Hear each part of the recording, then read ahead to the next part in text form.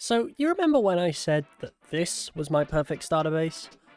I think I might have been wrong, because I think that this might actually be my perfect starter base. I'll be honest with you, in the last series, I'm not comfortable with the industrial building style, so I've decided this time I'm going to go back to my building roots and go medieval. I don't feel like Create really lends itself to a medieval style very well, except it kinda does. Let me show you how. But first, I think you know the drill. We're gonna need materials to build this, and lots of them. I really have not spent a long time in the world. I've made myself a cannon, I've got our schematic in, and yeah, we have a big list. A whole 14 pages of things. I don't really think I can even begin to gather any of this stuff without some at least basic Create machinery. I mean, this is my house so far. I live in a tiny cave. I think we need to get ourselves a very, very temporary little workshop set up down here. So I threw myself down into the mines and started to gather up all the materials we were going to need for the build,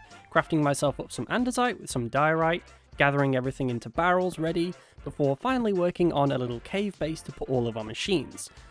I then, once having a suitable sized room, started to make some Create components with some andesite casing and some alloy, which I crafted up earlier, and then got to work on expanding the area out, adding power, a horrifying mess of cogs, and we're ready to go. It's nothing special, but it'll work. We have 2 presses, one in a basin, one in a depot, a mixer, we have a saw, which quite frankly, I can't believe I've never thought of doing this before, so thanks Mr. Beardstone and Foxy for this idea. It really compacts down contraptions, and yeah, I'm pretty happy with this. Back wall over here is kind of empty, but I'm thinking we'll probably put our storage here, which, yeah, hasn't really changed. So, in future, we'll be putting our storage. But, like I said, we have quite a bit of stuff to gather here. Now, the dark oak and the spruce, as you can see, I don't think is going to be a problem. I've been growing some saplings up here.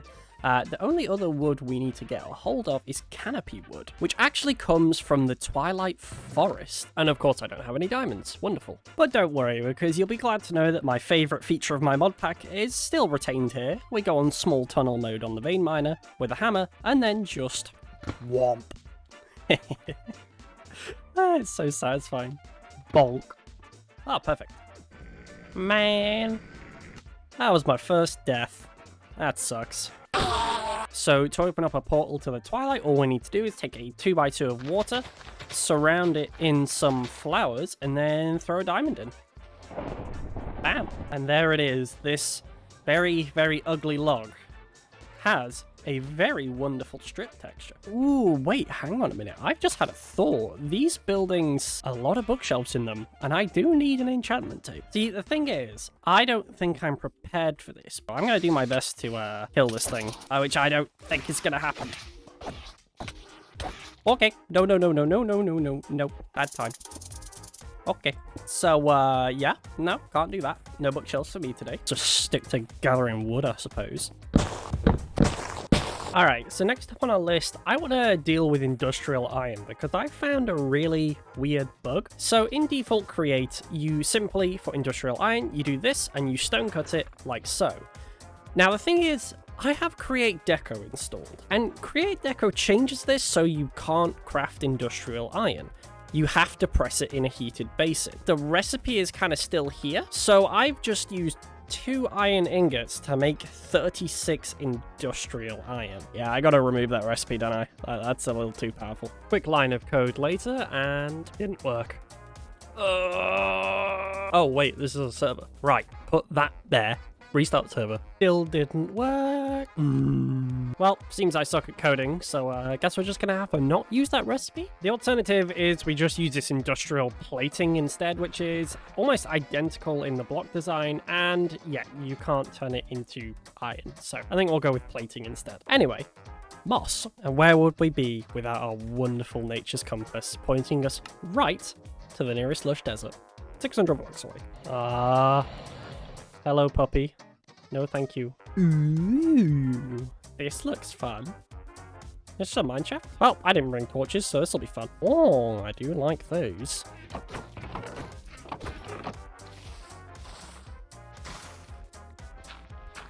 And you know, I totally forgot we get clay in the Lush Cave as well, so that's 2 things off our list in 1. Next up, we have some green dye, which I believe we can just throw ferns into a millstone, and that should give it to us.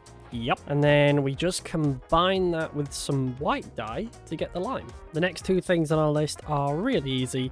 One being a bunch of frame blocks, which are just sticks and wood, so not a problem. And some glass, which I'm just gonna skim off a local beach. You don't mind, do you? No? Okay, cool. With glass done, we also have a little bit of andesite alloy. I'm not confident that this is going to be enough, but we can always make more of that up. It's not a problem. So then lastly, packed mud. That's really easy. For the mud, it's super easy. I'm just going to stick a... Oh, well, we don't need that right now. I'm just going to stick a temporary little pipe into there to fill that with water. You just throw dirt in, and then that automatically turns into mud. And on my map, I've spotted this little patch of yellow, which I think might be like a little wheat field. So I think I'm going to head out there and see if I'm right, because if I'm not, then yeah, the wheat will be a problem. Oh, God, it feels good, so good to be right. Then we just combine that with that to make our packed mud, and that should be enough for the build. Excuse me. With all of these barrels of stuff collected, I think it's finally time we start putting together our material list. Now, there's probably going to be a few little bits I've missed every now and then, but I think we should have most of the stuff to do this. So I think I'm going to go boot up a stream and get this done.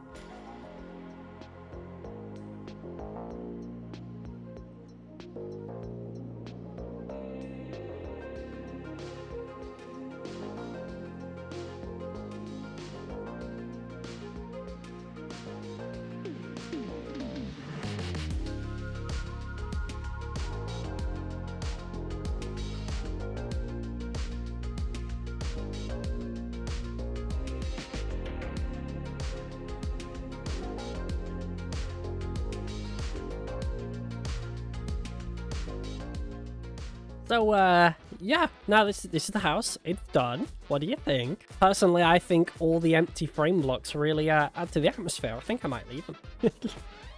No, of course we're not going to leave them. Yeah, no, so the annoying thing with frame blocks is they don't really like to keep their blocks in a schematic. So I've got to go through here and add in a bunch of stuff into these, and then the house will be done. And we can get to work on moving everything from the cave up into here.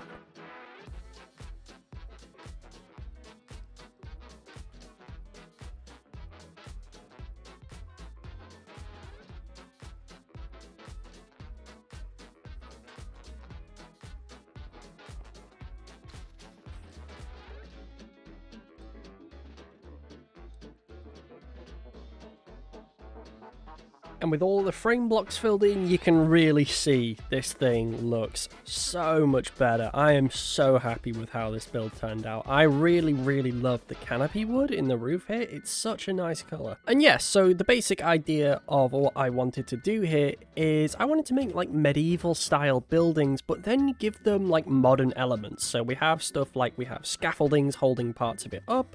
We have like fluid tanks and piles of barrels and things. Obviously integrated elements like the cogs and whatnot. And then there is even going to be a windmill up here, but I don't have any wool for windmill sails right now, so we're going to have to go on an adventure to find those. But other than that, I'm pretty sure we're looking pretty good. And I haven't had really too much luck finding passive mobs like sheep and whatnot in the overworld here, so I'm going to go jump into the Twilight again, actually. Because over here, we seem to get quite a few more passive mob spawns, so I'm just going to run around, see if I can find some sheep, and then we can make ourselves up some windmill sails. Well, it's not the prettiest windmill in the world, but it works, and I believe if we go into free cam... yeah, the gears on our roof should now be spinning, which is pretty nice. I like that little detail. So what comes next is, I guess, moving all of that temporary create stuff up into here. Because up here, I want to have my workshop and a little bit of storage, but I still want to use this cave down here. I want to make a proper entrance for it, and I want to use this for like contraptions and machines, and they will go down here in the cave, as well as stuff like our nether portal and stuff we don't use as often. And one of the things I want to do upstairs is I want to put everything on belt-based machines. So instead of having like singular depots like this, I want them all on belts like this, so we can dump in multiple stacks of items at a time and I don't have to do it like a single stack at a time, because that's the biggest thing slowing me down right now, just not being able to do stuff like more automatically and in bulk. And of course, we'll be leaving a 1 block wide space behind these, so we have enough room for like wiring and all the shafts and stuff going underground, which makes me think maybe we should put a basement in this that we can run all the power through.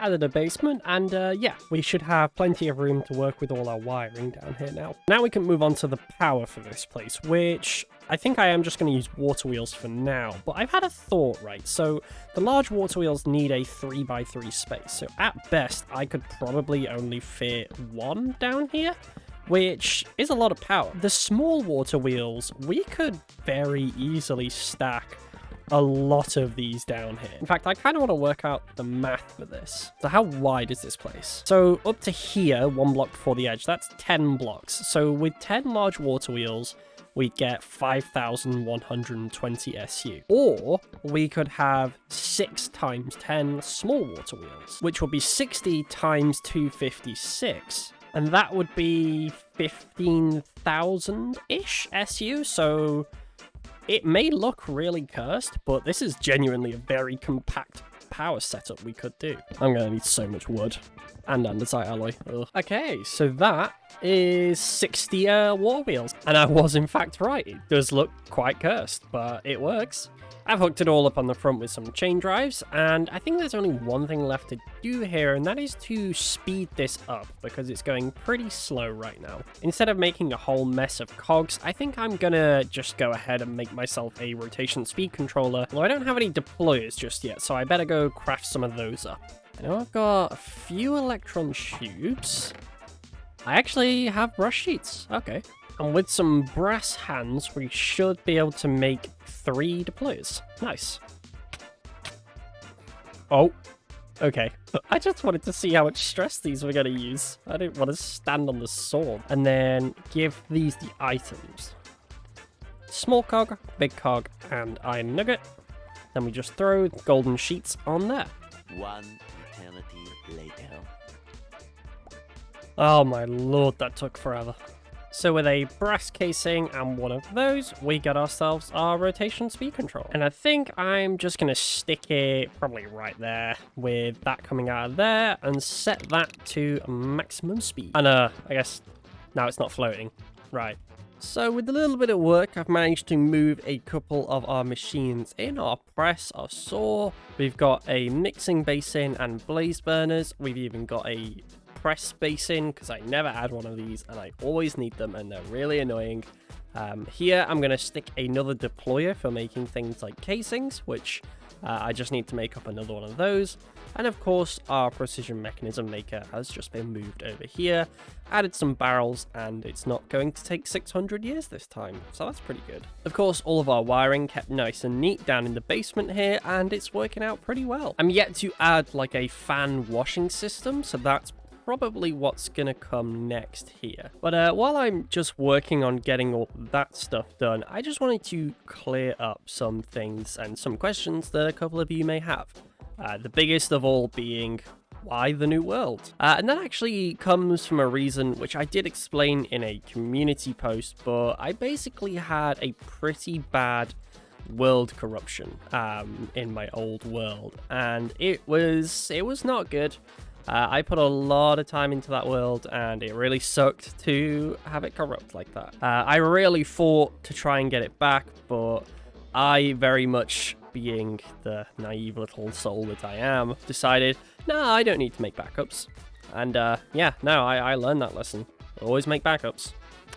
Always make backups. So I was in a position where I had no backups and a very, very corrupted and broken world. And yeah, it was the end of the line for it, unfortunately. I'm not going to go into the details of exactly what happened, because that's a very long, winding road, but yeah, the short answer is world corruption.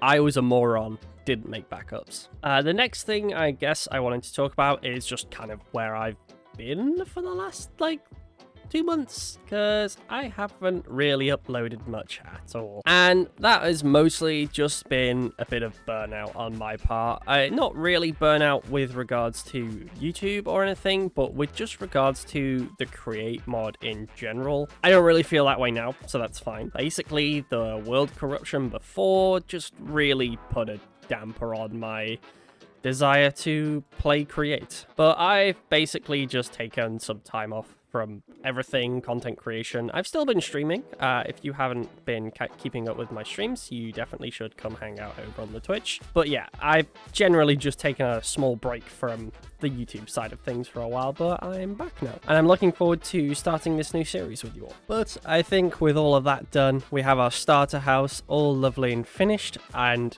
somewhat of a workshop fitted inside. I think that's probably gonna do us for today. Then make sure to subscribe, and I'll see you in the next one. Ciao.